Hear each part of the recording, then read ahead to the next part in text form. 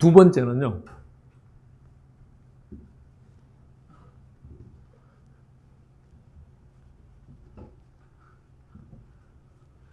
성경 연구의 두 번째 요소는 주제 찾기예요.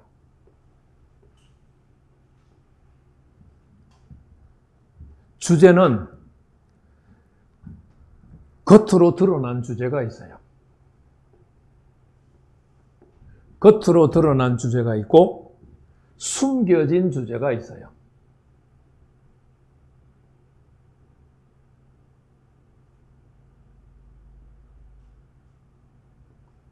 미닝 스토리라고 해요.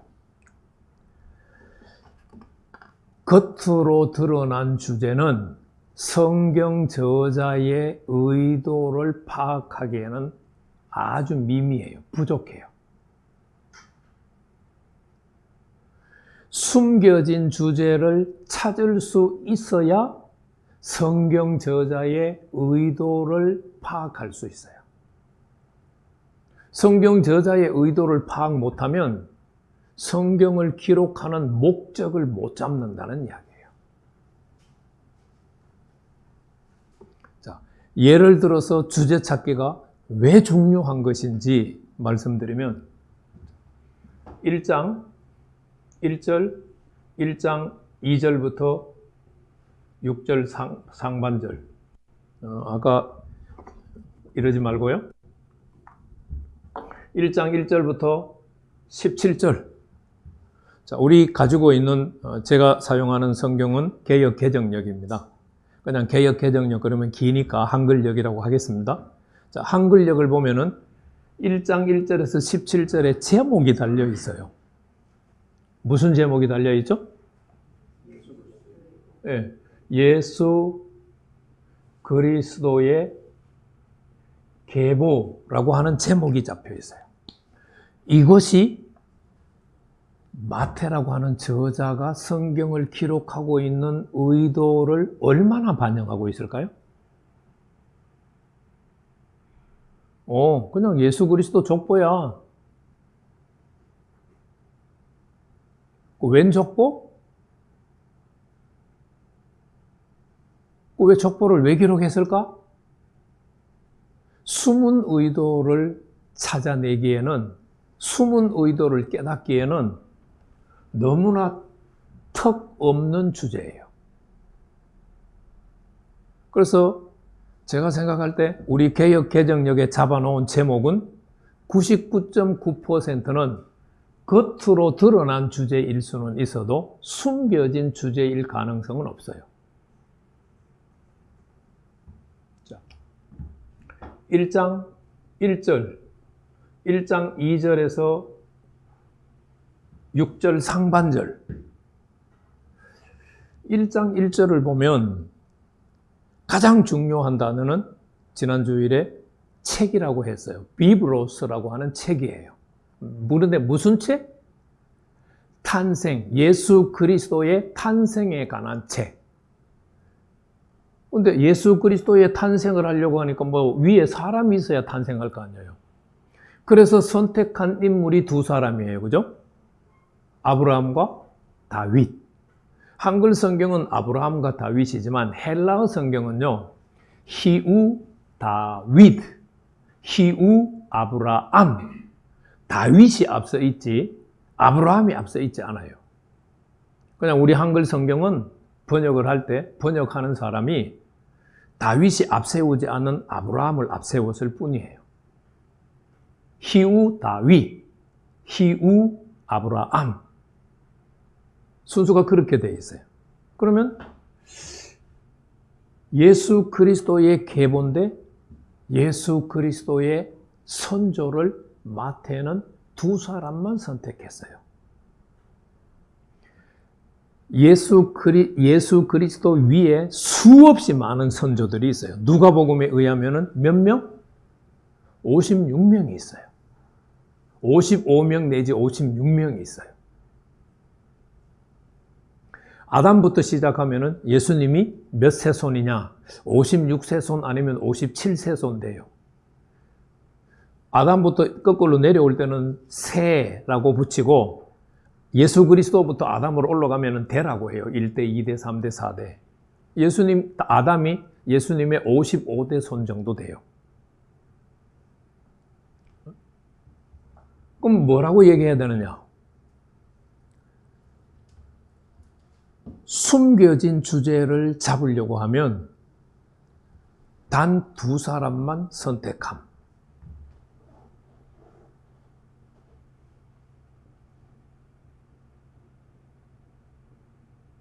두 명의 선조 선택.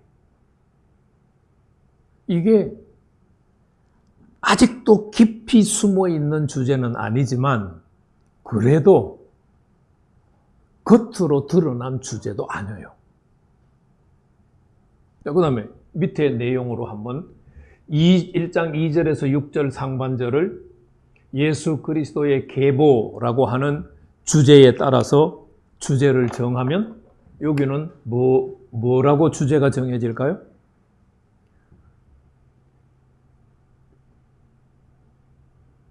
아브라함에서 다윗까지의 계보, 이렇게 정해지겠죠. 왜냐하면 1장 1절에서 17절 전체 주제를 한글역에서 예수 그리스도의 계보라고 잡았으니까 1장 2절에서 6절 상반절까지는 아브라함에서 다윗까지의 계보라고 자연스럽게 나오는 거예요. 그럼 저보고 1장 2절에서 6절 상반절에 숨겨진 주제를 찾으라. 그러면 저는 이렇게 안 써요.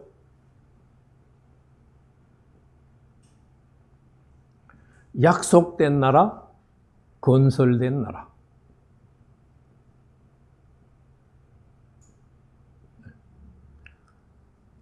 제가 찾은 숨겨진 주제는 약속된 나라, 건설된 나라예요. 하나님께서 아브라함을 부르신 목적이 뭐예요? 창세기 12장 2절 상반절 말씀을 보면 내가 너로 큰 나라를 만들고, 하나님께서 아브라함을 선택하신 목적이 나라 만드는 거예요. 그래서 그 나라는 하나님께서 아브라함에게 약속하신 나라예요. 그런데 6절 상반절 말씀을 보면 다윗에게 왕이라고 하는 직책이 붙어 있어요. 왕이라고 하는 직책이 붙어졌다고 하는 말은 나라가 어떻게 됐다는 뜻이에요? 건설되었다라는 뜻이에요. 나라가 건설도 안 되었는데 왕이라고 하는 직책은 안 붙여요. 그래서 제가 잡은 2절에서 6절 상반절까지의 숨겨진 주제는 약속된 나라, 건설된 나라. 건설된 나라 안 하려면은 성취된 나라라고 해도 괜찮아요. 그럼 이렇게 숨겨진 주제를 찾고 나서 성경을 족보를 연구하는 것과 이 주제를 못 찾은 상태에서 성경을 연구하는 것은 하늘과 땅 차이만큼 차이가 나요. 아브라함이 이삭을 낳고 이삭은 야곱을 낳고 야곱은 유다와 그 형제들을 낳고 아브라함이 이삭을 낳고 이삭이 야곱을 낳고는 족보를 기록하는 전통적인 방법이에요. 그런데 야곱이 유다와 그의 형제들을 낳고는 전통적인 족보 기록 방법을 깨뜨렸어요. 왜 깨뜨렸지?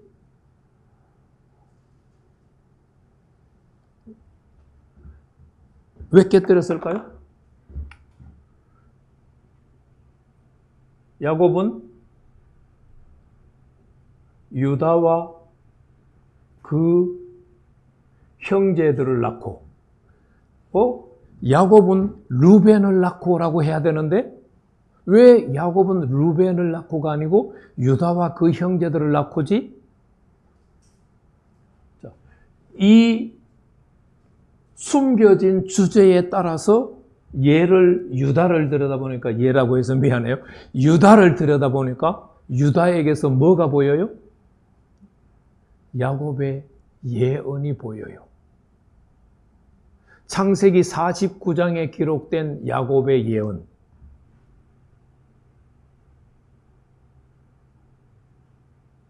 유다에게서는 뭐가 떠나지 않는다고 했어요?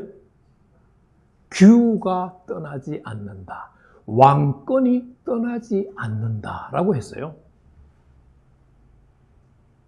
규가 안 떠난다. 없다가 아니고 규가 안 떠난다.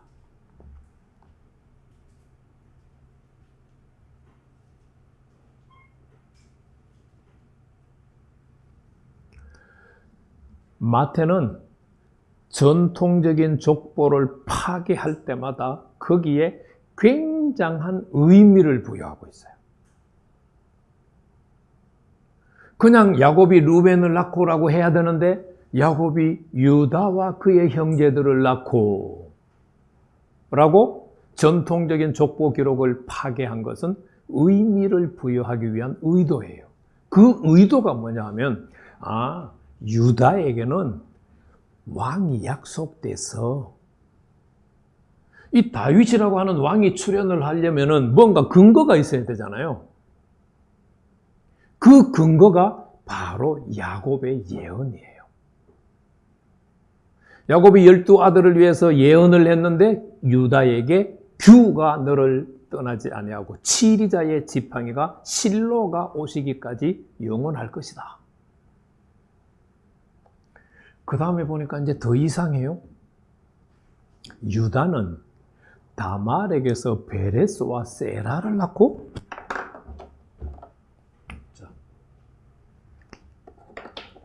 유다는 다말에게서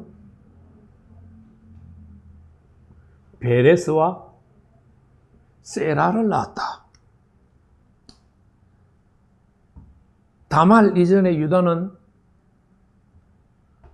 자기 부인과의 사이에서 누구를 낳았어요? 엘을 낳았죠. 오난을 낳았죠. 셀라를 낳았죠. 그런데 유다가 다말을 데리고 와서 큰아들 엘과 결혼을 시켰어요. 그런데 엘이 죽었어. 그러니까 둘째 아들 오난 보고 너희 형수 다말에게 들어가서 형의 대를 이어라. 그랬는데 오난은 형의 대를 안 잇고 싶어서 어떻게 했어요? 형수를 치하고는 땅에다가 설정을 했어요. 그래서 하나님이 쳐서 죽었어요. 오난이 죽었어요. 몇째 아들 남았어요? 셋째 아들 남았죠. 근데 셋째 아들은 아직 어려. 그러니까 유다가 다말 보고 뭐라고 얘기했어요? 너 집에 돌아가서 있어라. 셋째 셀라가 크면은 내가 너에게 들여보내줄게. 그래서 다말은 자기 집으로 돌아갔어요. 에나임으로 자기 집으로 돌아갔어요. 그런데 셀라가 장성했어. 유다는 셀라도 죽을까 싶어서 다말에게 안 보내요. 전통적인 족보를 기록하려면 유다는 엘을 낳고 아니면 엘과 오난이 죽었으니까 셀라가 아직 남아있으니까 유다는 셀라를 낳고 이렇게 적어야 돼요. 그런데 마태는 전통적인 족보를 깨뜨리고 다말에게서 베레스와 세라를 낳고 기록을 했어요. 다말은 유다와 무슨 관계예요? 시아버지와 며느리 관계예요. 자, 일단 쭉 한번 언급을 해볼게요. 유다는 다말에게서 베레스와 세라를 낳고, 베레스는 헤스론을 낳고, 헤스론은 아미나답을 낳고, 아미나답은 람을 낳고, 람은 나손을 낳고, 나손은 살몬을 낳고, 살몬은 라합에게서 보아스를 낳고, 보아스는 룻에게서 오벳을 낳고, 오벳은 이새를 낳고, 이새는 다윗 왕을 낳으니라. 그러고 보니까 거기에 라합이 들어갔고 룻이 들어갔어요. 그래서 제가 신학교에서 배운 내용은 하나님께서 유대인과 이방인을 차별하지 않으시려고 족보에 이방인 여자들이 들어가 있다. 거기에 또 조금 더 다른 의미를 부여하면 다말과 라합은 정결하지 못한 여자로 취급이 되져요. 죄인으로 취급이 되져요. 예수 그리스도의 족보에 지저분한 여인들까지 들어간 것은 하나님의 긍휼하심과 사랑을 보여주는 것이다. 이렇게 해석을 해요. 그런데 저는 전혀 그렇게 해석하고 싶지 않아요.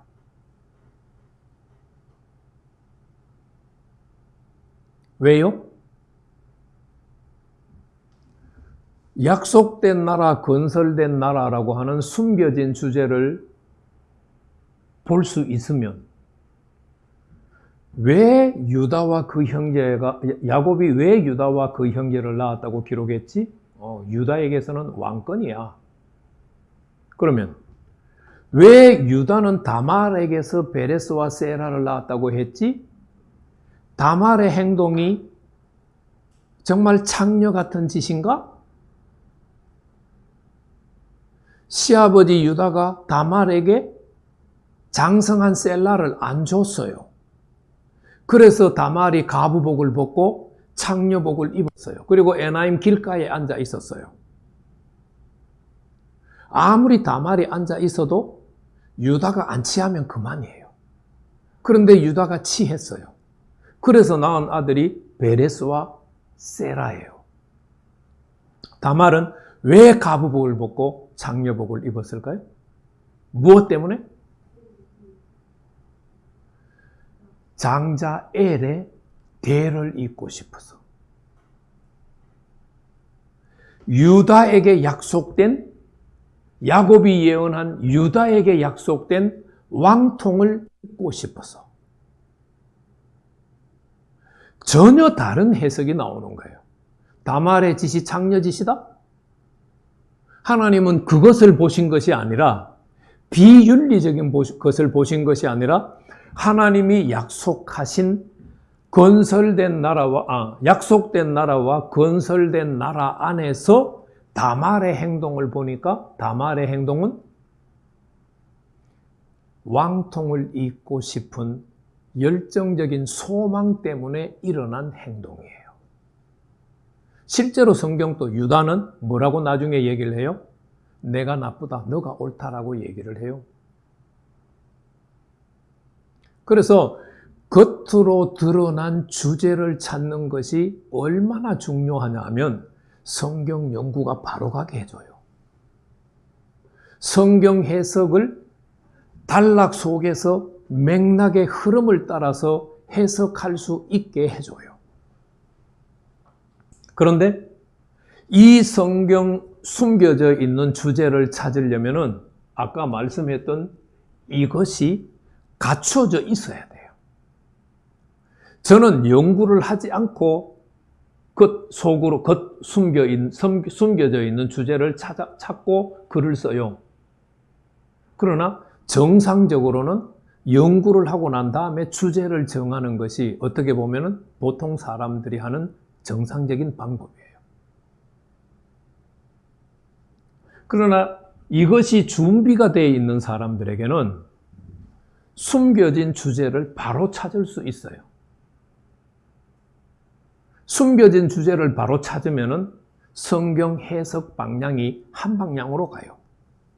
그러면 나중에 여러분들이 한번 생각해 보세요. 다음 주에 공부를 하겠지만 라합은 왜 족보에 들어갔을까요? 룻은 왜 족보에 들어갔을까요? 나머지 사람들은 다 정상적인 족보예요. 그리고 맨 마지막에 왜 굳이 다윗 왕을 낳았다고 표현했을까요? 두 번째 대에 언급되고 있는 모든 사람들이 왕이에요. 그리고 세 번째 14대에 초반에 언급되는 사람들도 왕들이에요. 왜 그 왕들의 이름은 다 빼버리고 다윗에게만 유일하게 왕이라고 하는 직책을 붙였을까요? 그 나라가 건설돼서 첫 번째 왕이 되었다는 이야기를 하고 싶은 거예요. 그래서 숨겨진 주제를 찾아내는 것은 성경 저자의 의도를 파악하는데, 성경 기록 목적을 파악하는데 굉장히 큰 도움이 돼요. 그 숨겨진 주제를 찾는 것도 그거는 전부 개인에 따라서 다를 수밖에 없어요. 성경 지식, 성경과 관련된 지식, 영성, 투자하는 시간에 따라서 다를 수밖에 없어요. 이것이 준비되어야 정말 저자가 의도하고 싶은 숨어있는 주제를 찾아낼 수가 있어요.